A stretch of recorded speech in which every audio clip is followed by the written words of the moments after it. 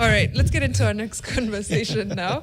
We're in studio with Mairura Omwenga, who is the chair for Town and County Planners Association of Kenya. We're discussing collapsed structures or collapsed systems. Why do we consistently have the issue of collapsing buildings, even when, you know, we see that, oh, the county is undertaking inspections? Many X's, big X's marked on many buildings. Evacuations ordered occasionally, but still we don't get to get a reprieve from collapsing buildings and the loss of life that follows. But good morning and karibu. Good morning. It's good to have you in studio. Thank you. Before anything else, Jano will share our quote of the day. You can, listen to it, see if it speaks to you, if you agree, disagree, what it says to you. Samir Amin, an Egyptian political economist and global systems thinker, he once said, "A system that cannot reform itself will always call crisis an accident." A system that cannot reform itself will always call crisis an accident. What do you make of that, even in line with what we're about to discuss? Yes, thank you very much for this opportunity. And as I indicated, and as in the introduction as indicated, I'm the chair of the Town and County Planners Association of Kenya, and matters towns and that which takes place in there is really our core business. And indeed, within the context of the towns, then one major element of that is buildings. Now, from what you've just said, I think it's important that really a system that is not able to have, can you call it an internal mechanism of being able to evaluate itself, to be able to assess itself, to be able to have its antennas up, to see what's happening around it, okay? Then it is a system that is asleep, that a system that has really failed, okay? And therefore, whenever anything happens, it simply then wakes up from the slumber and thinks that it is simply an accident. That's very well said. It is, yeah. And I like how Mairura is saying it, you know, in terms of systems. Sometimes I wonder, Jano, systems are designed to fail, or we create things that appear to be systems, but actually we are not creating a system. We're creating like a thing so that it fails, so that people thrive in the chaos. Because I think in the midst of all this chaos, somebody benefits somewhere. Oh, yeah. In the chaos, in a system that doesn't work. And then an incident will occur and we'll call it an accident, so that we don't look at this thing that has failed, this thing that was created to fail, called a system that should have been working. Mairura, we last heard you on Fixing the Nation when we were talking about smart cities. Yeah. And we were discussing, you know, what Nairobi then would look like and what a city that is smart would look like. And the role of planners was core to that, you know, in terms of planning what happens and what goes on.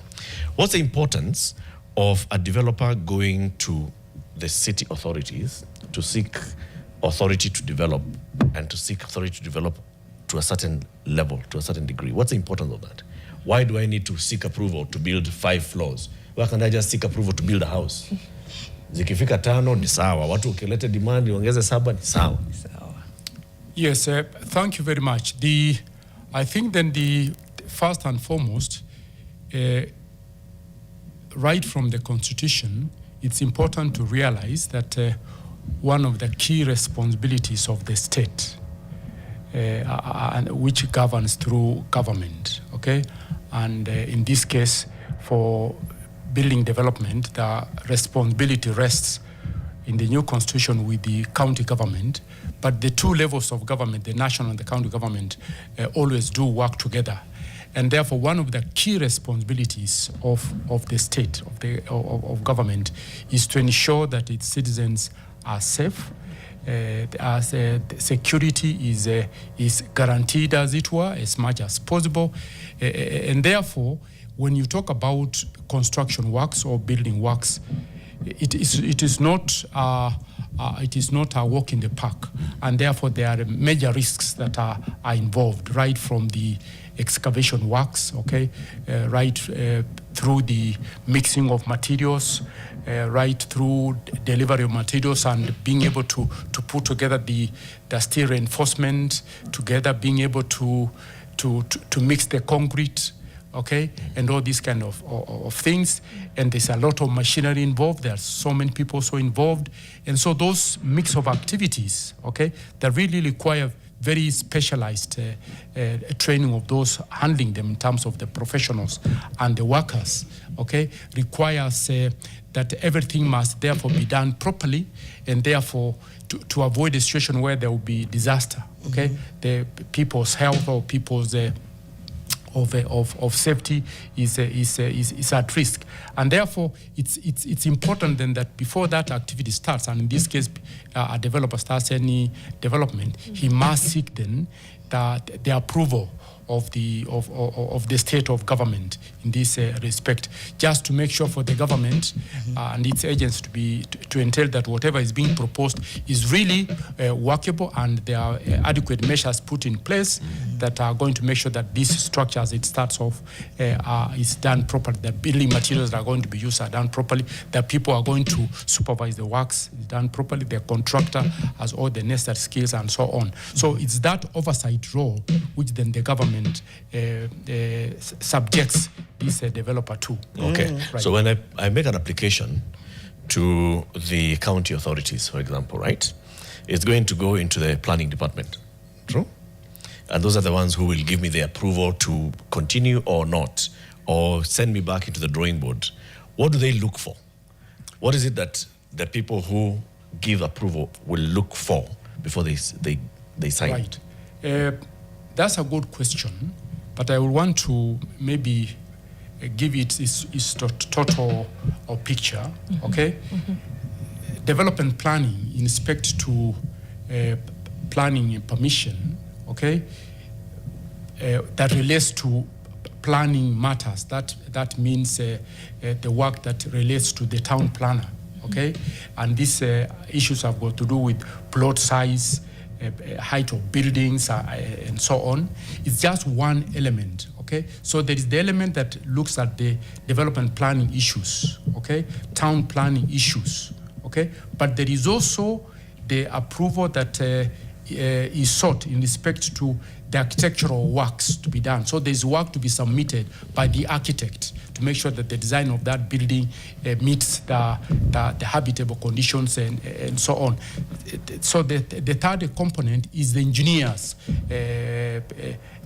design drawings that must also be subjected to make sure then that what the architect has proposed in terms of a building, to make sure that the materials that are going to be used are the right materials, the right concrete, the right steel, and so on, the electrical works to be done, and all that, the mechanical and plumbing works to be done, also whatever. So the submission and approval sort is actually mainly in three parts. There is the planning part, which is always the start of that, which ensures then that what is, because within a city, the city is planned or zoned to various development zones, okay? And basically, there are areas that are zoned for housing development. There are areas zoned for industrial development. There are areas that are zoned for commercial development. There are areas that are planned for schools, for hospitals. There are places that have been planned for roads to be established, and so on. There are places that have been developed, planned to be open spaces, okay, recreational spaces, and so on. So the planner is the one then who prepares that overall picture of how the city then should be developed and what's supposed to be used for. So therefore, the application then for the first application is really application for development permission to check whether then the use to which this proposal is whatever is in line with what is zoned in that area, so that we avoid a situation where things are simply mixed up, like in the days of old, where industries, commercial, whatever, was all mixed up and there were issues.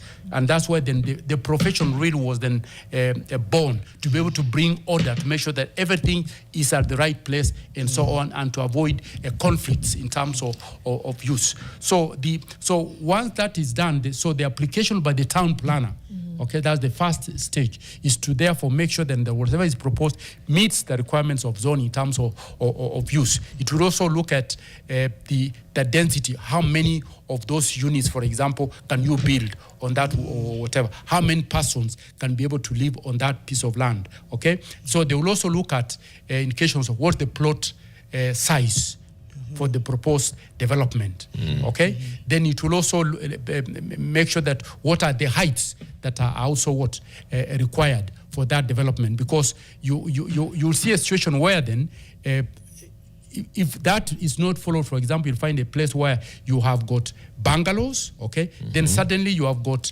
high rises and whatever, and therefore you start having conflicts and all that. Let me just pause you there, because I know we need to cover a few other things, and it's interesting that you're talking about planning. At some point, I'd really want to hear your views on how far have we veered in terms of how we're planning around the country, and also I'm really trying to understand where the breaking point is right now when it comes to county government. Is it approval? Is it inspection? Is it enforcement?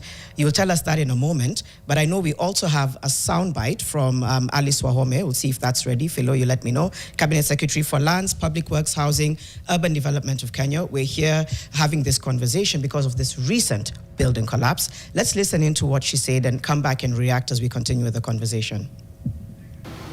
At the time of the incident, the project was non-compliant on 4 more floors, which had been added to the original approved designs, meaning from 12 to 16 floors. That is the beginning of the problem. And we are investigating on that particular point, among other issues in terms of the work that was done, materials used. The work that was done, materials used, a lot of what he said. Yeah. But yeah, for me, it's just trying to understand then, and maybe I've jumped ahead, but is it an approvals gap? Is it an inspections gap? Is it an enforcement gap? Is it a persecutions gap? Where do you think the biggest pain point is right now when it comes to why we're continuing to see buildings collapse? I think it appears where we have reached. It's a whole chain of failures in the whole system, right from the approval stage to the point where the construction starts and there is no continuous inspection of the work, okay? And in all these stages, various parties are involved in that respect. So it appears it's a systematic failure through the entire chain of activities. And therefore, that's why it actually calls upon an overhaul, a look at the whole system involving all the parties as much as possible to be able to get a solution. You know, again, there's conflict here because the Cabinet Secretary, from what she was briefed, and we believe she's wearing a hard hat for the National Construction Authority. Right. And of course, she must have reached out to the county authorities as well to say, and they're the ones who told her that this developer had not gotten approval for the extra floors. But the developer releases a statement with dates saying, I made the initial application on this date, and you can actually see excerpts from that statement. The company made the initial application on this date. We got the approvals for these floors, and then we went and sought approval for the extra floors in February last year. We got the approvals for the extra floors in February last year. Is it possible that they got the approvals in February last year, but those that were briefing the Cabinet Secretary yesterday did not get that information? I think then the information that is coming through from various sources, okay? I think then it's not time. Okay, it's not time, and this is where really then thorough investigation and scrutiny of all these items, okay, in fact you may want to call them as such, needs really to be cross-checked. And I think it's important then that even that cross-checking then is done with also independently, okay, so that really we get to see what really is the true picture of issues. So depending on whom you are talking to, you seem to be getting different information over the same matter. And that's why then all these parties really must come together or to be able then to look at really the issues and then be able to see where there was a shortfall. Yes. So let me go strategically, try and find the gap. Let's assume either party is telling the truth. Begin with CS Wahome and all government agencies saying, you know, this was not approved to go beyond, I think, 12 floors. It went up to 16. If that is the case, what is the issue? I think it seems fairly straightforward, right? That perhaps the foundation was not strong enough or something of the sort. But what would cause the collapse of the building after going past the approved number of floors? I could, speculate and say, you know what, the foundation may not be deep enough, the neighboring buildings, you tell me, the expert. Number two, if indeed the contractor did have approval for the 16 floors, then again, what would cause the collapse of the building, if indeed they did have that approval? Now, as I said then, and as correctly put, really, the final report is yet to be released. So the statements that are being issued are really interim, okay, with a little information that is available, okay, and therefore I think I may want to caution them that really, then as even the CS did indicate, really they still working on the matter, and this matter is also being handled by different agencies, but working as a team, okay, and really then once all these facts are brought together, then one will be able to say what really the cause of this collapse will have been. Okay, but it's possible that it will never, at the moment, we will never be able to say whether it's the foundations that were not strong enough to handle in that respect. Okay, it could also be a situation where if you added then extra floors beyond what the initial design was, that could also then, it's like you are overloading the system, which was never designed. It was designed to carry 12, and then maybe you went excess of that. Okay, so that you then, by the sheer fact that you're overloading the system, you are overloading the bases, you are overloading the columns, you are overloading the beams and all this, the slabs, then the thing will simply collapse. But it's also possible that collapse could also be due to materials that are used. There is the issue of the quality of the materials that are used, and I think we have had situations where people say then the materials that are being used may not be able to meet the standards, okay? But that has yet to be verified, but that's possible. But it's also possible that you can have the right materials, okay? But the way in which you mix those materials, for example, concrete, okay? Concrete is a mix of cement, sand, and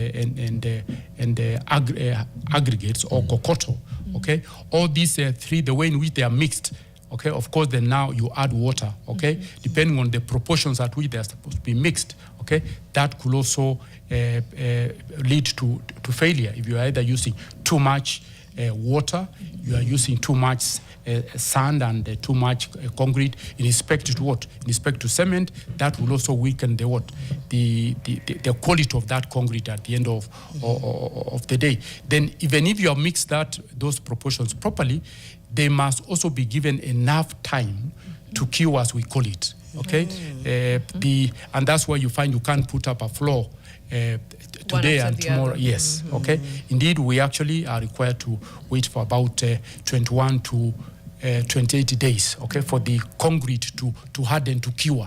And somebody might get too impatient. We're going into a break. In just a minute, are you able to give an indication of what largely causes collapses? You've outlined a lot of the factors, poorly mixed, poor foundation, etc. From your observation on what's happened in the country over the last few years, what would you say is the main attribution to building collapses? Or is it a variation of all of them? Or is there one specific reason why there's building collapses in the country? I think as you have correctly said, there are many factors that could lead. But I think one primary one, and that's where everything starts and ends, is really the professional responsibility.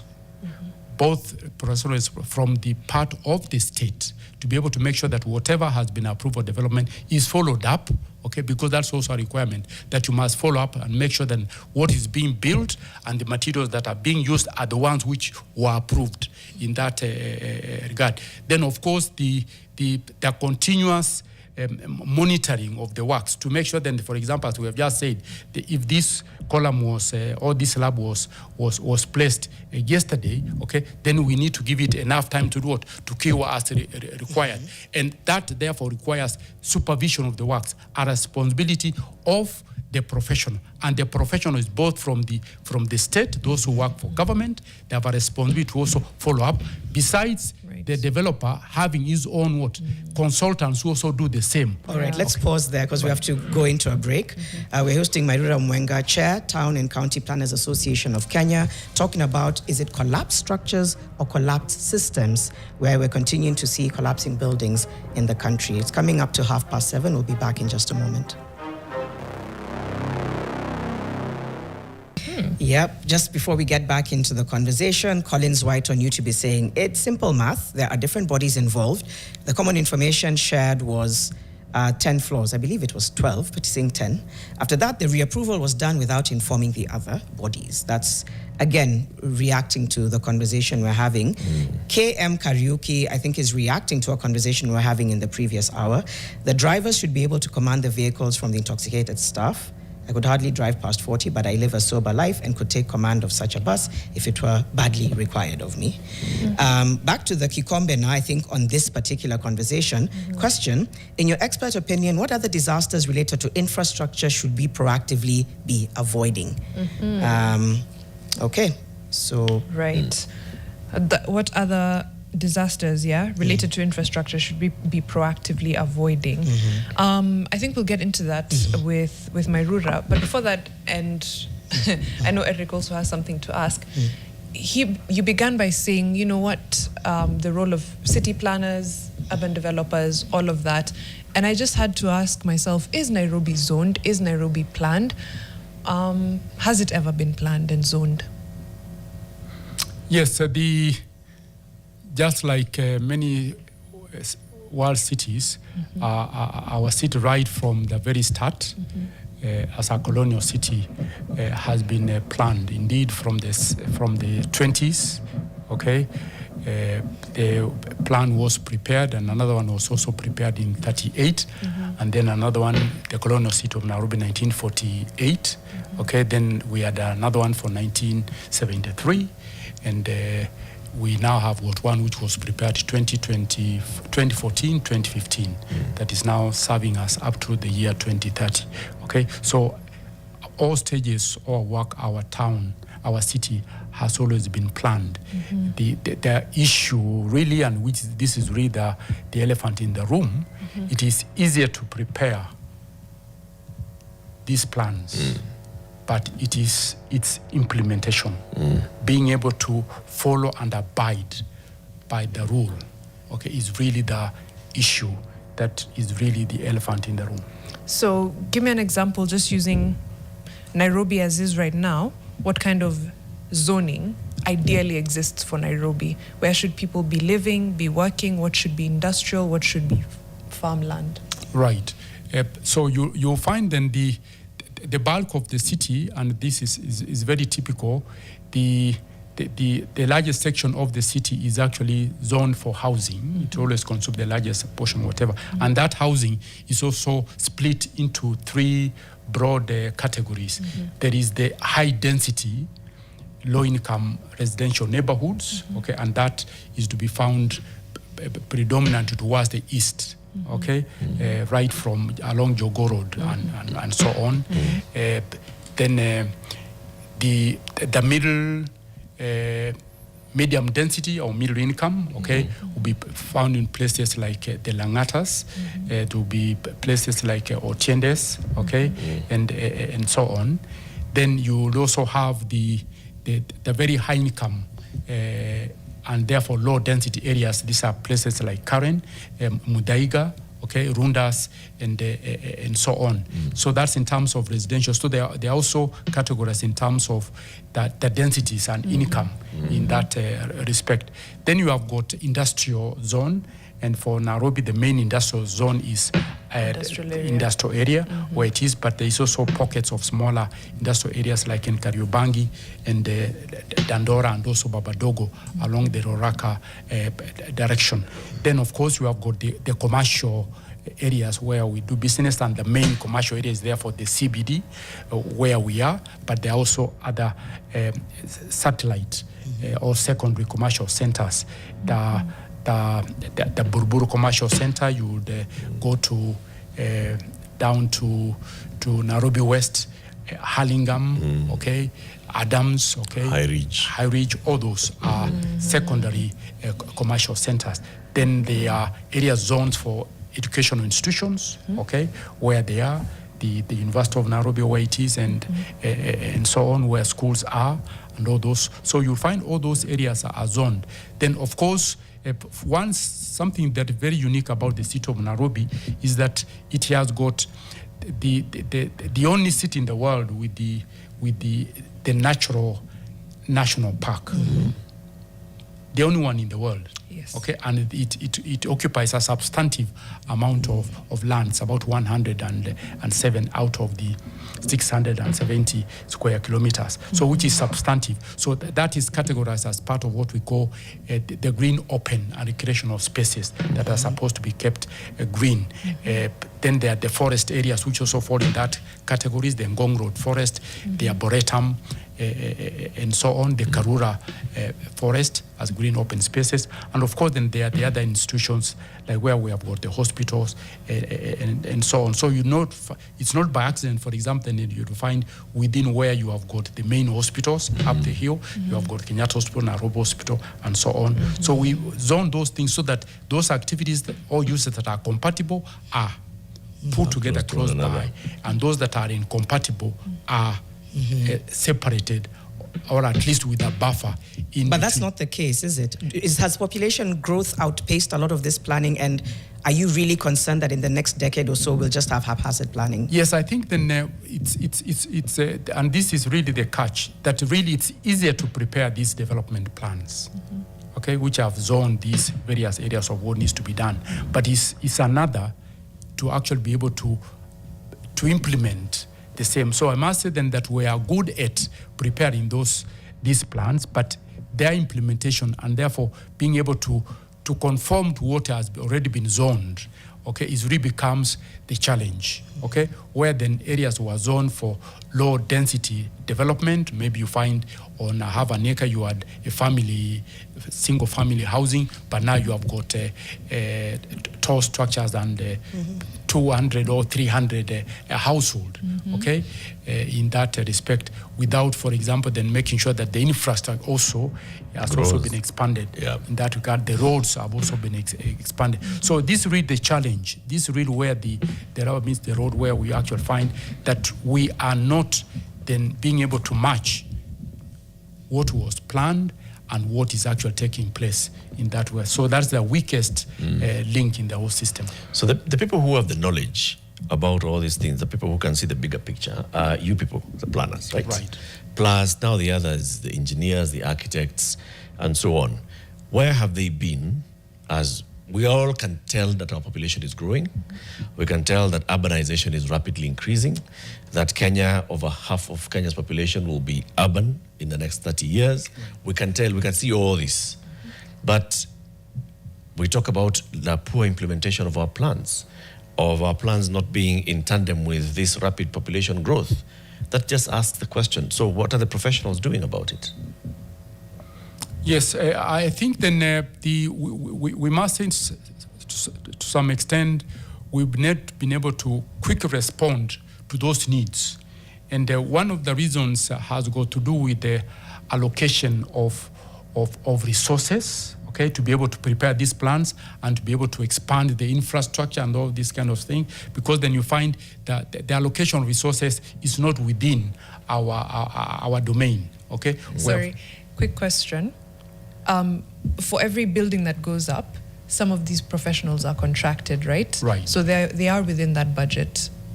So when you say, it's a matter of like resource, you're already in the plan, essentially. You're in the budget. Right.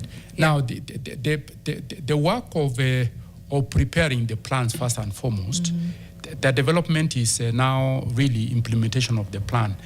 But in terms of the preparation of the plan, is really resourced by the state. okay, by the state. When you look at the budgets allocated for the planning department to be able to then to regularly update the development plan to respond to increasing population, then you may find those budgets may not be coming as fast as would have been required. So you're saying that the professionals are not very well resourced at the point of planning, right, and the point of enforcement, correct, and implementation of the plans. Right. So even if a building is coming up, there should be professionals who are the ones who are coming to inspect. Right. And you're saying that we don't have proper resourcing for that. Right. Miss me with that. Right. Yeah. You know, I have never heard the TCPAK come out to say we have a problem. I've never heard the Institution of Engineers of Kenya come out to say we have a problem, or the Architectural Association of Kenya, or the other Architects Association, the Architects Alliance. Right. None of these professional bodies has ever come. Show me any story, any statement anywhere where they've come out together and said we have a problem and this is where the challenge is.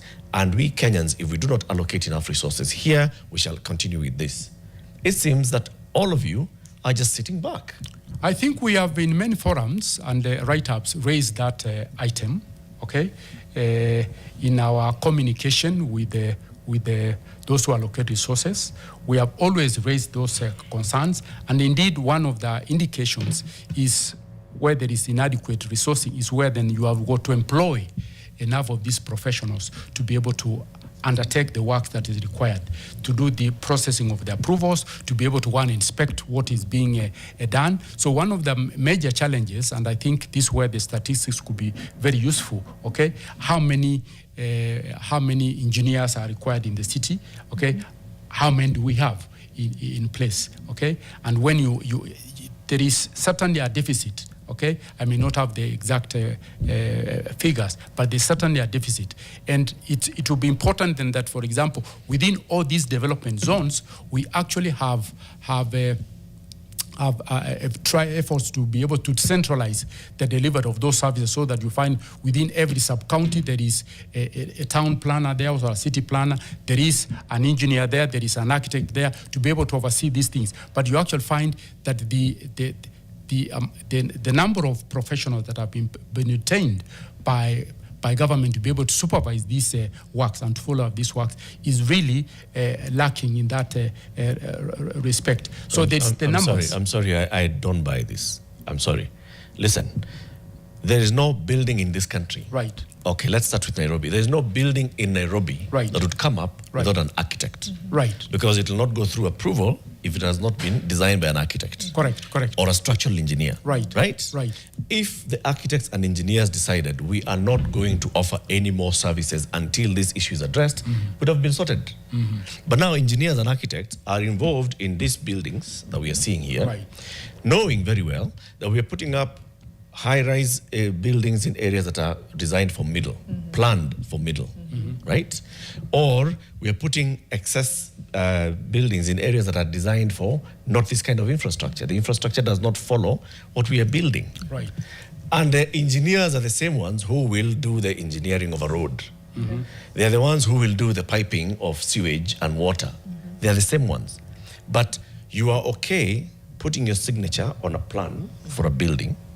You're okay putting a signature for all these developments, yet you'll go behind there and say, we need more engineers to be employed so we can enforce, so we can do better planning. Come on. I'm sitting back here and I'm just thinking, I have a problem with these professionals completely. Because you're sitting back and you know you have a problem. We don't know we have a problem. You guys are the ones who know you have a problem. Yet you've gone through school, you've graduated, you know there's a problem. Based on what Eric is saying, then have there been instances where any of the associations have cried foul, have been able to push back, have been able to challenge? I know you're talking about you've written it in different or discussed in different forums, but has there been a specific case where the associations have said, wait, hang on, this cannot continue? Because if that hasn't come out clearly, then it backs kind of what Eric is saying, which is there could have been an opportunity to prevent some of these things had there been an alarm sounded to say, this structure cannot go up. We tried to send emails to this person. We tried to call county government officials. We tried to ensure that this architect was held accountable. Is there any example of accountability you can give so that then you're able to justify the role of these associations? Yes, I think as I've correctly said, we have made attempts. Okay, we have made attempts to discuss this, and I think the issue then of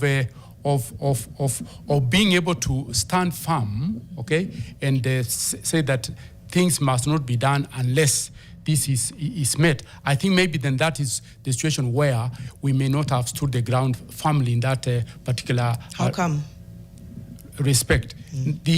Now, the issue then why that has not been done, I think is a matter of where we have reached now. I think it's important that it's done, okay, because we cannot afford to continue having people dying, okay, because of negligence. We cannot afford, and in fact, not only people dying, but also the issue of, a building that has gone to 12 floors, those are millions of shillings that have gone to waste in that particular regard. So I think where we have reached, action really needs to be done in that, and all parties, okay, must really stand up to be counted in that respect. I have a statement here, sorry, Mariam, before you come in. A statement from the Architects Alliance through Senator Dr. Architect Sylvia Kasanga, who just shared this with me, and on this particular collapse, right, where the statement basically says that the Architects Alliance states without equivocation, building collapses are not accidents. They are the foreseeable outcome of systemic failures in governance, particularly in approvals, inspections, supervision, and enforcement. Over the many years, the Alliance has formally warned national and county authorities that Nairobi's development control regime has become dangerously compromised through memoranda, policy submissions and official correspondence, including repeated engagements with the Nairobi City County on supervision, capacity, and planning coordination. The Alliance has consistently raised red flags that have gone unaddressed. The measure of a regulatory system is not how harshly it punishes failure after lives are lost, but how effectively it prevents failure before tragedy occurs. They go ahead to talk about the immediate non-negotiable actions. First, full disclosure by Nairobi City County of the approval records relating to the collapsed building. Full disclosure by Nairobi City County of all post-approval inspection and compliance documentation of this particular building. An independent forensic investigation. Personal accountability of decision makers, including approval officers, inspecting officers, supervisors, developers, and financiers. Immediate suspension and prosecution of any public officers implicated in unlawful approvals. Restoration of professional-led supervision, including adequately resourcing the Office of the City Architect and restating architects-led site verification systems. Zero tolerance for impunity. A county-wide audit of ongoing and recently completed high-rise developments with the public reporting of risks identified and enforcement outcomes. Basically, she's saying that the Alliance has written memoranda, has complained, behind closed doors. And I'm saying, you have seen it's not enough. Stop putting your signatures on any building approval requests until the thing is heard. I mean, for how long shall we be saying, but we've complained? Essentially, professional bodies exist on the merit of those professionals, right? It's a matter of reputation. So for architects in Kenya, for engineers in Kenya, for urban planners and city planners in Kenya, it's a matter of reputation. So when buildings do go down, essentially it's a whole career line that is now compromised. So I don't know where we move from here. When you say don't put your signature on is this any new building? Quite literally? Yes. Anyone? Any developer comes to any professional, says, I want to seek approval for construction in Nairobi. Say, we are not doing that because we have a problem with that approval process. So that's what they're raising here. They are raising concerns about the approval process. That at some point, the developer goes to seek extra approvals behind the professional's back. That's the implication of what this statement is saying. So if you're seeing that that's what is happening with the developers, and there's a problem at County Hall, and you've been raising it in County Hall and they've not done anything, then stop. If today, Nairobi does not receive any any requests for development, the developers will start putting pressure. Yeah. That's sufficient pressure for then action to happen within City Hall. Yeah. Something happens. This thing of Sayote to Kelele, you know, like... What firm stand can you take now after this? What does it look like? Is it a presser to come together and say, this is our stand? Is it to demand auditing, the different approvals? What does it look like going forward after this to take a firm stand?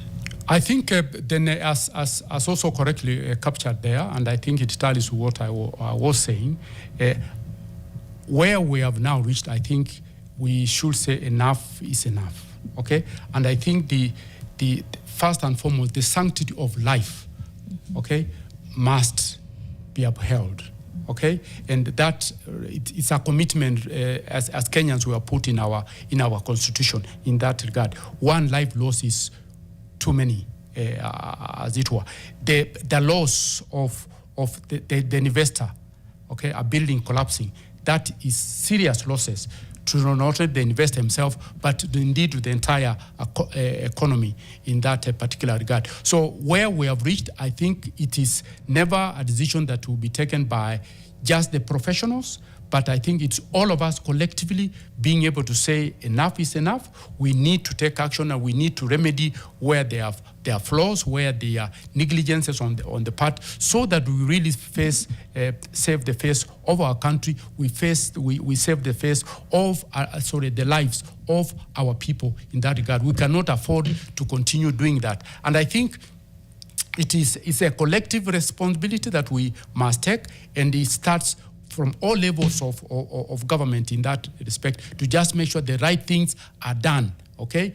It's also possible to say, and that should be correct to say, that it is not just that we don't have enough resources. I think adequate allocation of resources to be able to do what is right, the resources are available to do what is right. And indeed, when you do things right, then you will also be able to actually generate that resource that you have said. Indeed, as you have pointed out, if the development applications cease to go to our county governments, then certainly the government will not be receiving the revenue. And indeed, you'll also find, if you look at the budgets, revenue streams of the counties, including the state of Nairobi, one of the main sources of revenue is from these development applications that go within. So it's really for all of us collectively to be able to do what is right.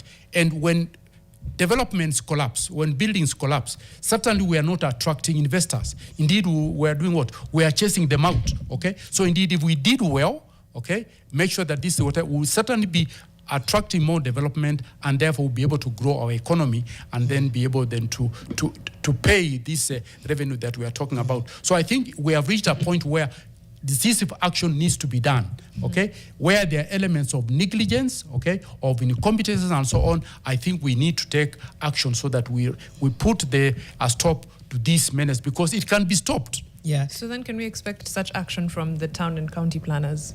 I think on our part, we must say that it's an item we're actually meeting tomorrow as the National Council to be able to take a decision. We may not have issued a statement so far because we are also keen to make sure that we have got enough information before we issue a statement in that particular regard. But we are saying things can be done better than what we have performed presently, and it's not a situation that we don't have enough resources. It's really putting our priorities right in that respect. Yeah, and just as before we release you, Charles Ndungo says, thugs are running this country, thugs are living in this country. Each and every one of us has one kind of thuggery. Ask yourself, what kind of thug am I? What category do I belong? And maybe which one am I enabling? Making attempts sounds mediocre, Charles continues. There's a lot of talk and no action. This isn't the first building collapse in Nairobi. Someone has to be made accountable, and that person is probably sitting pretty in an office. Titus Kimeli, corruption of I know someone who can give that clearance quickly is an issue. And finally, the Kikombe says, we need to take action. Then he says, but I've heard this line before.